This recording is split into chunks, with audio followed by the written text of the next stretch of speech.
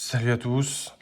Alors aujourd'hui, je vais vous parler d'un petit problème que j'ai eu avec ceci, le Roxon KSE Elite.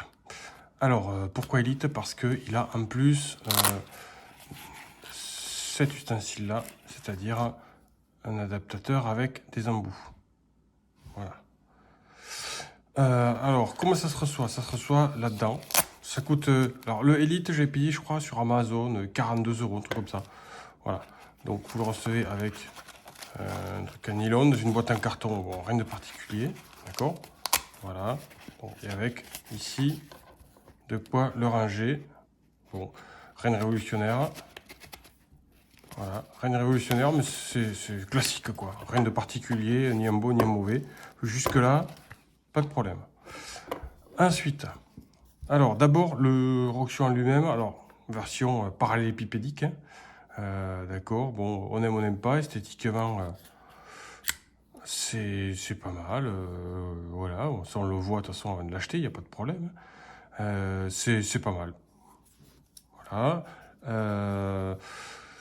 Il est, alors, les spécifications, ça je vous laisserai aller regarder, je sais plus. Il est, ouais, il doit faire 130, 140, 150 grammes, c'est quand même pas très léger pour cette taille. Sans être absolument lourd, c'est quand même pas non plus, ça s'oublie pas dans la poche quand même. Mais bon, voilà, rien de particulier non plus. Le clip poche est deep carry, c'est-à-dire que si vous le portez dans la poche, vous verrez rien. Euh, bonne rétention, voilà. Alors pour être tout à fait honnête, je me suis quasiment jamais servi. Je l'ai acheté il y a 3 mois, bon, un petit peu comme certains d'entre vous sûrement, parce que j'aime bien ce genre de truc, j'aime bien les couteaux, j'aime bien les EDC comme ça, les multitools, sans vraiment savoir pourquoi. Bon, voilà, j'ai craqué un petit peu. Mais bon, je compte quand même me servir. Or, enfin, j'y reviendrai, mais il y a eu un petit souci. Hier, c'est pour ça que je fais cette vidéo.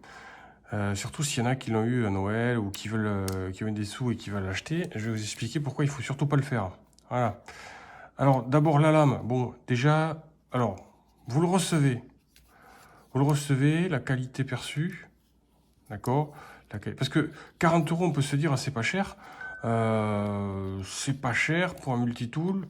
Ouais, non, c'est pas très cher, mais à ce prix-là, vous trouvez des, des Ruike peut-être, hein, ou surtout des Victorinox. Leatherman peut-être, mais surtout ça je sais pas trop, mais des Victorinox en tout cas c'est sûr, de très bonne qualité pour 40 €. Voilà, 40 même un peu plus. Donc, bon, ici vous voyez, oui. Ah, il y a un petit peu de jeu. On va commencer par la lame. Bon, alors il y a un Sumstud, voilà, ça s'ouvre bien. Bon, c'est du D2. La lame est assez jolie, c'est du D2. Bon, D2, c'est le type de l'acier, il est écrit là. Voilà. Rien d'exceptionnel, le D2, c'est pour ceux qui connaissent pas, c'est un acier entrée de gamme, on va dire. Voilà, bon. Donc, il ne faudra pas attendre des miracles. C'est un liner lock, d'accord. Donc, pareil, rien de révolutionnaire non plus, mais qui a fait ses preuves.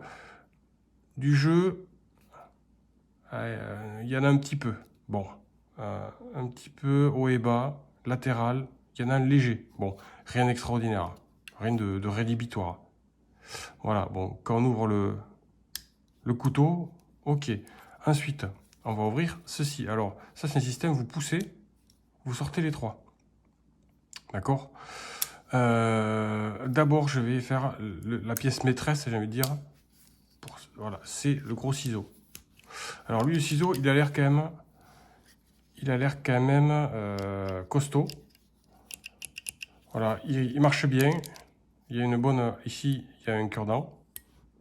Voilà. Voilà. Ça, c'est ingénieux. C'est ingénieux. Bon, moi, personnellement, le cure-dent, je ne me sers pas. Mais...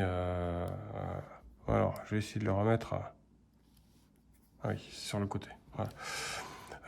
Voilà. Ça a l'air quand même costaud. Alors, il est encore huilé, vous voyez. Donc, il arrive huilé. On a une bonne prise en main. Et je pense que... Alors, je me suis très peu servi. Mais le peu que je me suis servi... On a une bonne prise en main, on peut bien forcer. Voilà, si on force, non, a priori, y a pas de, ça plie pas, ça a l'air pas mal. Voilà, ça se replie, pardon, facilement. Voilà, c'est bien rangé. Alors, les arêtes sont saillantes, hein, mais bon, comme ça, c'est carré, donc c'est pas trop gênant. Ici, vous avez des clés, des trucs à 6 pans qui sont fondus dans le G10, voilà, qui affleurent. Ça affleure juste ce qu'il faut. Donc, pour l'instant, c'est pas mal. Le clip qui est carré, là, c'est parfaitement aligné. Ici, vous avez un petit brise-vitre. Voilà. Donc, si vous le laissez si vous le laissez dans la voiture en secours, on ne sait jamais. C'est un petit plus, ça coûte rien. Et puis, évidemment, j'ai pas testé, hein, heureusement. Et on arrive ensuite à ici. Alors là, vous avez plusieurs choses. Donc, déjà, quand on l'ouvre, c'est un peu léger quand même. Et puis, lui là, bon, là, quand les trois sont ouverts, c'est normal qu'il y ait du jeu. Mais bon, ouais, ok. Bon, pourquoi pas. Ici, vous avez une espèce de multi-tool, décapsuleur, ouvre-boîte, tournevis. Voilà. Il n'y a pas de jeu. Alors, vous ouvrirez pas des centaines de boîtes, mais bon, je ne l'ai pas essayé, encore une fois, parce que il est assez petit. Mais bon, rien de particulier. Alors par contre, le système, pour le replier, je ne trouvais pas génial. Bon, encore une fois, c'est pas très grave, mais il faut pousser ici, vous voyez, ici, pousser ici, tac, pour déverrouiller. Bon. Voilà. Et là, vous voyez, j'ai encore ce jeu, bon. Mais la qualité perçue, là, est pas exceptionnelle. Voilà. Ensuite, le poinçon. Bon, le poinçon, je me suis servi... alors, c'est là que ça commence à déconner. Je me suis servi une fois, bon, il a l'air pas mal, une fois pour ouvrir, je sais plus quel... ouvrir du carton, faire un trou dans du bois, je crois. Et vous voyez qu'ici, alors je sais pas si ça a été avant, mais je sais pas si on voit bien la caméra. Vous voyez déjà ici, là, c'est pas parfaitement, quand je passe l'ongle dessus, alors il est bien affûté, hein. Ouais, je sens un petit accroc. Voilà. Là, ici, pareil, la pointe, elle n'a pas l'air d'avoir apprécié. Et j'ai fait un trou dans du bois. Donc, on se dit, là, bon, il n'y a pas de jeu, par contre.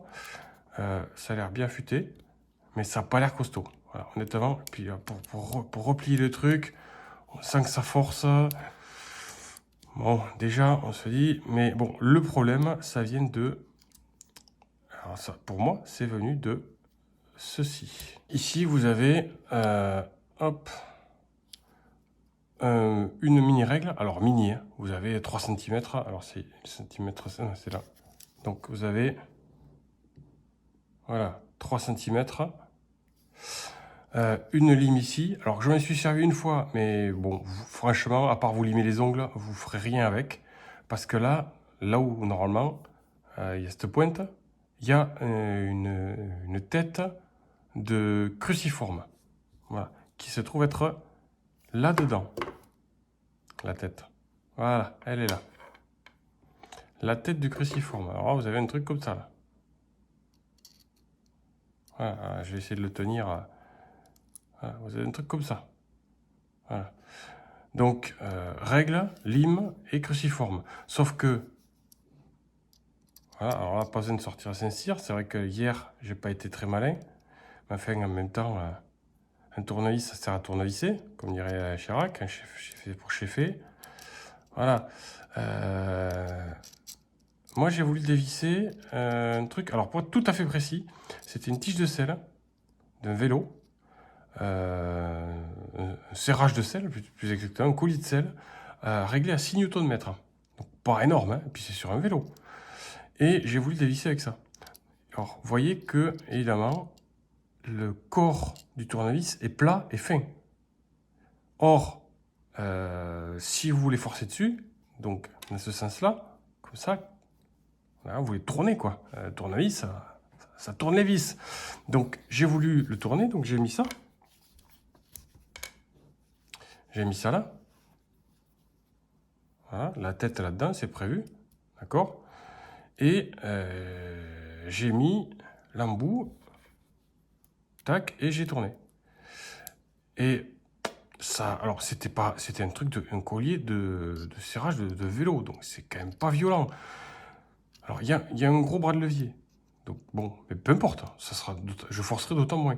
Alors j'ai forcé sans forcer comme une bourrique, ça n'a rien bougé. J'ai regardé mon truc, il avait vrillé. Il était tordu comme ça. Donc j'ai voulu forcer dans l'autre sens pour le détordre, et il a pété comme du verre. Ce qui, après réflexion, est logique, puisque ici, c'est plat, donc dans la torsion, c'est pas bon du tout, et c'est fin. Donc en fait, c'est un tournevis qui ne sert pas à visser. Vous ne pourrez rien faire avec, à part à visser, dévisser une bricole sur un jouet d'enfant, et encore, parce que ça sera souvent ces petites vis. Donc le tournevis est totalement inutile. Totalement inutile. Si vous forcez un tout petit peu, c'est mort. Et un tournevis, souvent, on force avec. Donc ça vaut rien. Ensuite, puis ça a cassé comme du verre. Hein. Ensuite, donc, déjà, la lime sert à rien. La règle, ouais, pas grand chose en plus. En plus, il y a la tête de vis, il y a ça. Donc, pour mesurer, c'est pas pratique. Et puis ça, que j'ai commandé, donc c'est la version Elite, c'est-à-dire que vous avez ça en plus. Et quand j'ai reçu, j'ai même failli le renvoyer parce que ça sent vraiment la merde. Déjà, c'est pas du tout... Où est-ce qu'il est le truc? Bon, peu importe. Je pourrais déjà, de toute façon... Je vais rien en faire. De toute façon, vous en prenez un comme ça. Vous voyez, c'est des trucs qui sont pas standards du tout. Vous voyez, c'est trop petit. C'est pas un truc que vous mettrez sur votre perceuse. Bon, déjà, ça me gêne parce que du coup, vous avez que cela. Vous avez que cela. Et bon, il n'y a pas grand chose. Bon, mettons. Enfin, déjà. Et puis, ça rentre difficilement. Vous voyez, je peux. Alors, je sais même plus si je... Ah, mais, pardon. Ça, c'est moi qui déconne.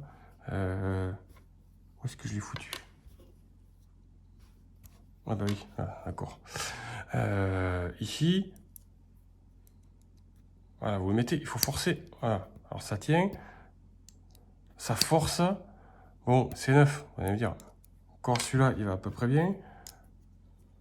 Ouais, ça claque bien. Bon, il fallait peut-être aller faire, j'ai même pas le temps, de toute façon. Ici, ouais, alors là, ça rentre comme dans du beurre. Mais ça tient, ça tient. Vous voyez, là, c'est un peu aimanté. Et là, hop, j'enlève tout de suite. Ici, celui-là, j'en prends un autre. Tout neuf, j'ai jamais mis. Ah ben voilà, celui-là, ouais, ça force. Là, ça n'a pas claqué. Enfin, ouais, et là, je peux plus l'enlever. Bon, c'est pas ajusté du tout comme il faut. Et puis, la tête, alors je peux plus vous montrer, quoi. C'est si. La tête, là, on le met. Alors, c'est aimanté. Ouais, c'est aimanté, c'est vrai. Je reconnais. C'est aimanté. Enfin, bon, c'est aimanté, ça tient. Alors, c'est toujours surprenant. Parce que, ouais, ça tient, vous voyez, ça tient à peine, quoi. Et de toute façon, quand on l'a dans les mains, on sent que c'est de la merde. On le sent, j'aurais dû le renvoyer. C'est pas standard, ça tient pas. Et puis, première utilisation, ça pète comme du verre. Voilà. Donc, du coup, ben, n'achetez pas ça. C'est de la camelote. Voilà. En tout cas, pas pour visser, pas pour mesurer, pas pour limer. Alors, si vous voulez un gros ciseau, bon, avec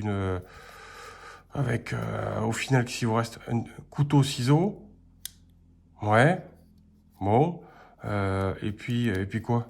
Et puis un décapsuleur, bon, est-ce que c'est vraiment utile un décapsuleur? Un poisson, 40 € pour ça, prenez un couteau avec un ciseau de cuisine ou avec un ciseau, ça sera mieux que ça, parce que là, franchement, non, ça vaut rien. Voilà, ça vaut rien, c'est de la merde. Donc, je ne valide pas. Voilà. Écoutez, donnez-moi vos retours sur votre expérience sur ça. Est-ce que vous avez des alternatives? Moi, j'en présenterai une sur la chaîne bientôt, que j'ai toujours sur moi, par contre, qui a fait ses preuves, plutôt que cette saloperie. N'hésitez pas à m'envoyer des commentaires sur ce que vous en avez pensé de la vidéo, de ce Roxon. Et voilà, n'hésitez pas à me mettre quoi que ce soit, j'y répondrai avec plaisir. Voilà. Merci à tous et à bientôt.